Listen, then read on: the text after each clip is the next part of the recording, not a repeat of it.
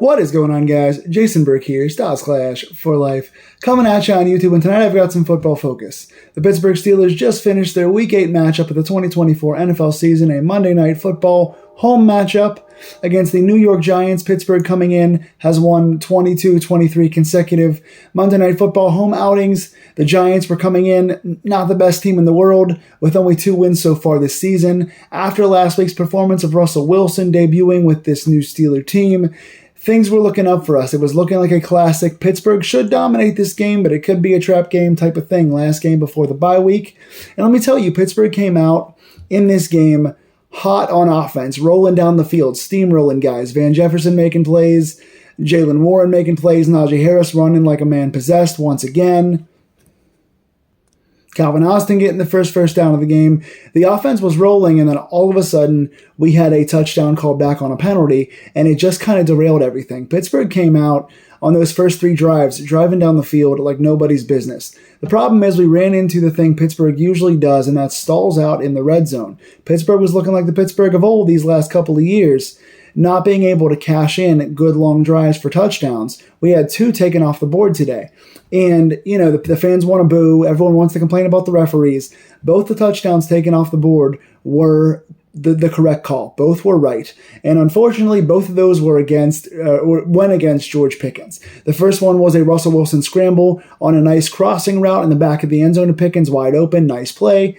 Good touchdown. But Broderick Jones had the face mask of the Giants player, so it got called back. That was the appropriate call. Broderick with another untimely penalty. That's unfortunate. And then the next drive, Pickens comes down, gets another touchdown, touches 2 feet down, but it's the same foot twice. Does not tap. I think it was his left foot he didn't tap down. Had plenty of room to tap it. I always give Pickens credit for being one of the best toe tappers and body manipulation sideline guys in the NFL. He did not tap that second foot down. It was the correct call. He was out of bounds. So unfortunately, it is, both feet versus 2 feet is the rule. So both were correctly called by the referees. Unfortunately, that is now between the 2 drops earlier this year in the end zone for Pickens and these 2. Pickens should have had 4 more touchdowns so far this season than he's had. He has not good luck in the end zone. Kind of reminds you of Deontay the last couple of years up until last season, not getting touchdowns. But yeah, Pittsburgh easily could have been up 21-6. Unfortunately, those were all turned into field goals. So Pittsburgh goes into the locker room 9-9 with the Giants team, and you're looking at the offensive yardage total. Pittsburgh's got like 230 or 240 at the half. We're rolling, and we only have 3 field goals to show for it. No touchdowns, 3 field goals. And you start to feel like, in spite of how good the offense played, we're still playing a bit down and starting a bit slow to an inferior team. Pittsburgh did come out in the second half, get a stop, and get a punt return touchdown from Calvin Austin that kind of changed the game around. And the game was too close. I mean, the final score in this game was 26-18. It was a lot closer than I wanted it to be. Again, Calvin Austin bails us out with a nice punt return touchdown. TJ Watt gets a strip sack. We still wound up going down there and almost having the Giants come down and tie it until a game-saving interception from Beanie Bishop. We'll get into the stats here, but 26-18, not the prettiest, not the most secure, not the best for my freaking heart. But Pittsburgh winds up getting out of there with the win like they should have, and doing so in a fashion where the defense gets some nice, shiny stats. The offense looks pretty solid. I mean, 26 points that easily could have been 40 for the amount of yards these guys put up. Back-to-back weeks where Russell Wilson looks really smooth.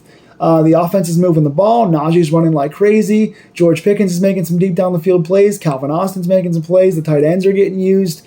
This is a pretty fun offense to watch, and while this game, again, was not the blowout that it should have and could have been, I like watching the Russell passing offense with a little bit of scramble out of the pocket versus the Justin Fields run first, pass second, try and secure the ball and not do anything crazy offense. I like seeing the Steelers open up a little more, which then makes Najee able to open up more as well. So some stat lines here for you.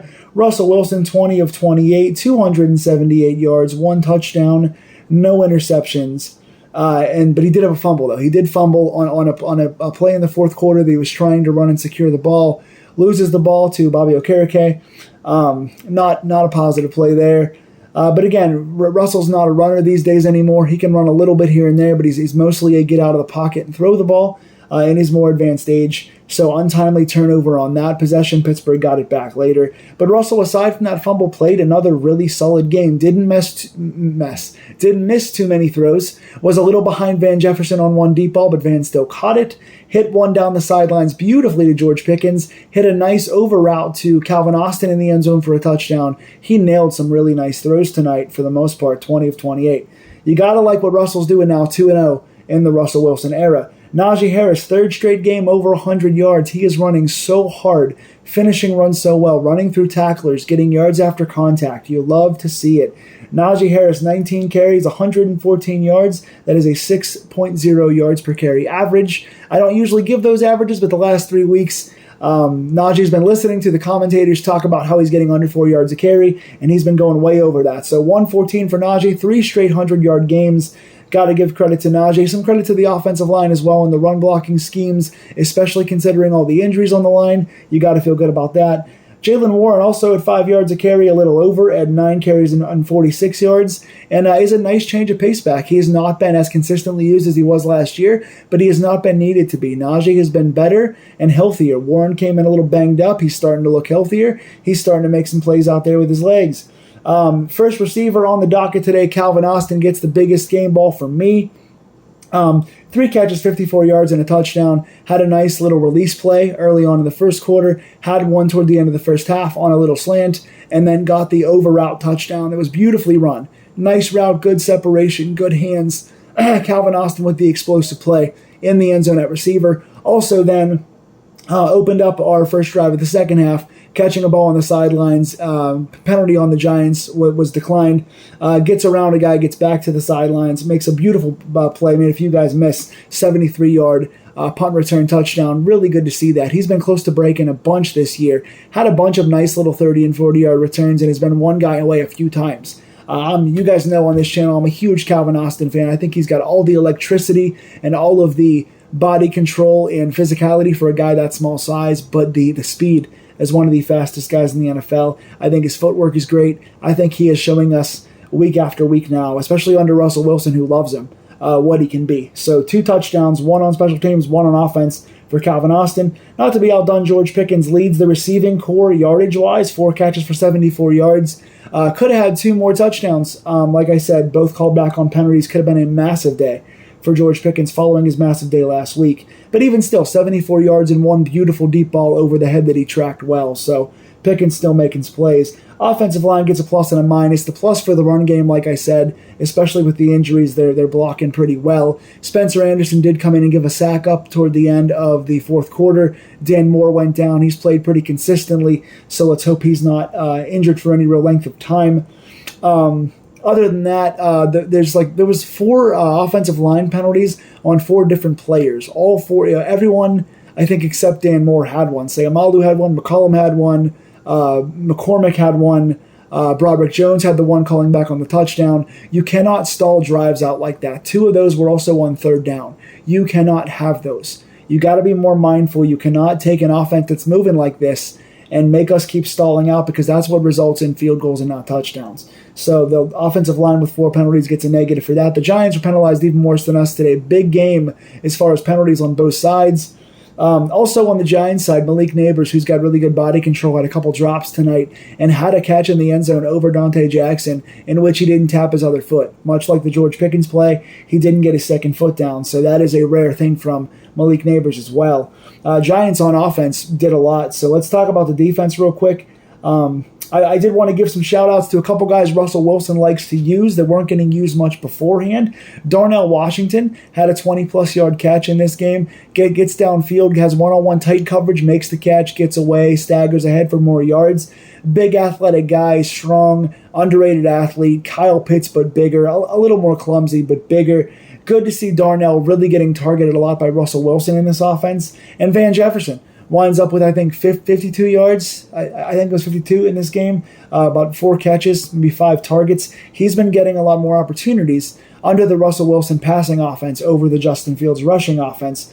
By the way, my dad says that Russell Wilson's haircut is better than Justin Fields, in case you guys were wondering.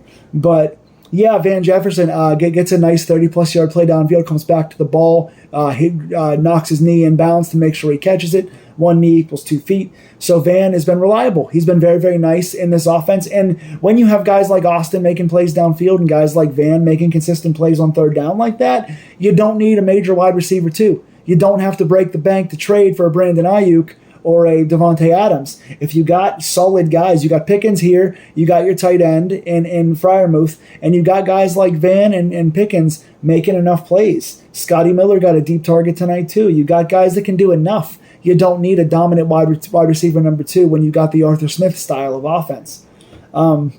Defensively, a couple big call-outs. Surprise, surprise, TJ Watt. Good to call his name. He's had a quiet 2 games. Led the team with 5 tackles tonight, 2 sacks, including one was a trifecta, which was a sack, fumble, forced fumble, and fumble recovery. Hits the guy, strips the ball, falls on the ball, gets all 3 in one. So finishes with 5 tackles, 2 sacks, a forced fumble, and a fumble recovery. There's nobody better at the strip sack and trifecta than TJ Watt. First half of the game, Giants were moving the ball, and much like us, getting field goals, not touchdowns. Couple playmakers really getting plays. TJ Watt and Alex Highsmith, stars of the game, were getting pressure all day, hitting Daniel Jones every single drive, getting close to sacks 2 or 3 times a drive, and just not finishing, being able to get there quick enough to finish off the play. Do in the second half wind up both getting multi-sack games. TJ gets 2 plus the turnover. Highsmith gets 2 as well, 4 tackles, 2 sacks. So both guys get home twice in this game. Those guys were an absolute terror. They were the only ones really getting pressure until about the mid-third quarter when the Giants' offensive line started getting tired. And when they tired out, Pittsburgh really started getting a lot of pressure, and that kind of changed the game for us, resulting in a bit of a pull away, which led to us finishing the game. Beanie Bishop, once again, it's back-to-back primetime games, 3 picks in 2 weeks. Changed the course of the game in the first half and second half with 2 timely picks last week. Gets the game-sealing pick this week to finish off the 26-18 victory. Beanie Bishop making big plays. Good to see him coming through. I got to give 2 big negatives on defense. Middle rush defense. They were gashing us in the middle of the field. A couple times sealing off the edge and not allowing pressure on the edge to allow Tyrone Tracy, the rookie, to make big plays. He also just ran really hard. Reminded me of Najee Harris out there running very hard through tackles.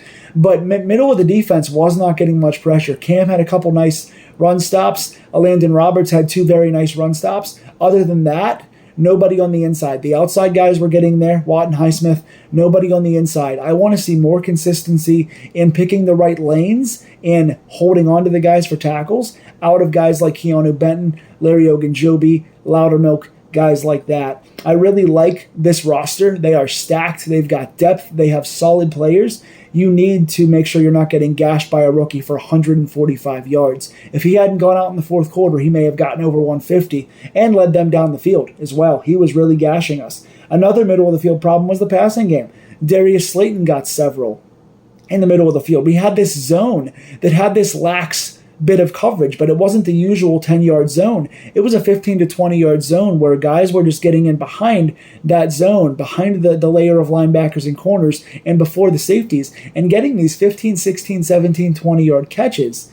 And I don't understand how it was happening. In the fourth quarter, Pittsburgh was in a prevent, and it was allowing them to get up ahead of Jackson and JPJ as well on the sidelines to catch the ball 15 yards down the field and get out of bounds when they had no timeouts left. Why are you allowing 15-yard sideline plays? Guard the sidelines at that point. Jeez.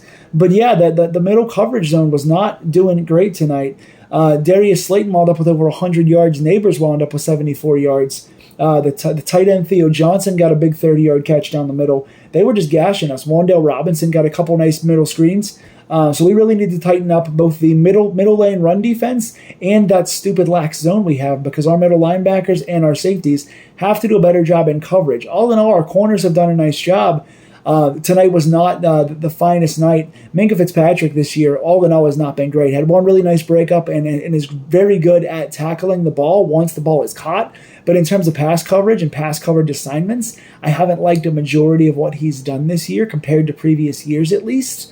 So that phase of his game has been kind of weak. And you guys have heard me call out Deshaun Elliott as the best player on the team for the last 8 games so far this year, and this was not his strongest game. Couple nice tackles, but wasn't the best in coverage tonight. all in all. I'm going to give Dante Jackson a negative in this game. Couple nice one-on-one to the outside coverage plays toward the end zone. Did allow the neighbor's catch that luckily the second foot was out of bounds. Should have been a touchdown on Dante Jackson. Also allowed a couple of deep ones to Slayton as well. He was getting beat more often than not on by both neighbors and Slayton in this game. So a negative for Dante Jackson. But Pittsburgh winds up surviving in a game that shouldn't have been as close as it was. Bunch of nice moments, a bunch of shady moments, but a 26-18 victory. Special teams, just want to call out Danny Smith. They mentioned him on the broadcast as well, but I figured I might as well mention him. Great guy, by the way, as well. But Mr. Bubblegum himself, Danny Smith, so far this season already, has got 2 blocked field goals, a blocked punt, and now the Calvin Austin punt return touchdown, including a bunch of other long ones this year. So Danny Smith special teams right now is making Pittsburgh essentially one of the best special teams units in the entire NFL, if not the best, in the plays they're making. They are changing games out there, and it's been wonderful. They stopped a 2-point conversion. This time it's more of a defense thing. The Giants ran this really weird two offensive linemen on the line, everybody else on a brick wall, didn't get the snap count. Highsmith jumped it. What a weird play that was. But Boswell, once again, 4 for 4. He's one of the best, if not the best, kickers in the NFL right now. Dude's been on fire. He's up there with like Fairbairn and the guy from Washington, Siebert. He's right up there, man. He's been on fire. 4 for 4 again today. And Waitman's come in as a backup punter off the street. And today again, 3 punts, 131 yards, a 43.7 yards per punt average, and 2 out of the 3 punts inside the 20 for a backup punter, just nailing it, putting them in bad positions late in the game for our defense to defend against. So just a wonderful job by the special teams keeping us in these games and making sure we seal things up late. Pittsburgh gets to 6-2 by hook or by crook. Russell Wilson under this team is now 2-0. We go to the break 6-2, just like I predicted. I did have one game flopped. I had us losing one game we were going to win, and winning one game we wound up losing. So I got one game on each side wrong there. But I had us 6-2 going into the bye week. That is what we are. I feel good about 6-2. Baltimore lost yesterday. Cincy lost again as well. Pittsburgh is now in firm control of the AFC North, first in the division. That feels good. So 6-2, you can't feel too bad. Got to get a couple guys healthy and get a few guys back after this bye week next week. And then we have the hard part of our schedule. This was the easy part. 6-2 is what we had to go. Now we got the hard stuff coming up. We got all the division games coming up, all 6 of them. We got the Eagles. We got the Commanders. We got the Chiefs. We got a bunch of bangers coming up. It's going to be a knockdown, drag-out second half of the season. But with these playmakers on defense, with getting healthy, with the special teams, and with the Russell Wilson-led pass offense, with Najee Harris running the ball, you got to feel pretty good about these Steelers. Tell me in the comments down below who stood out to you. Tell me who had a positive game and a negative game and what you think of my thoughts. Please like, share, and subscribe if you like these Pittsburgh Steelers deep dives so I can keep bringing you guys these videos. My views have been down the last couple of weeks. Let's get on that. Let's get them back over the hundreds like they used to be. And I will say it one time for you guys on a Monday night. Steeler Nation, let's ride.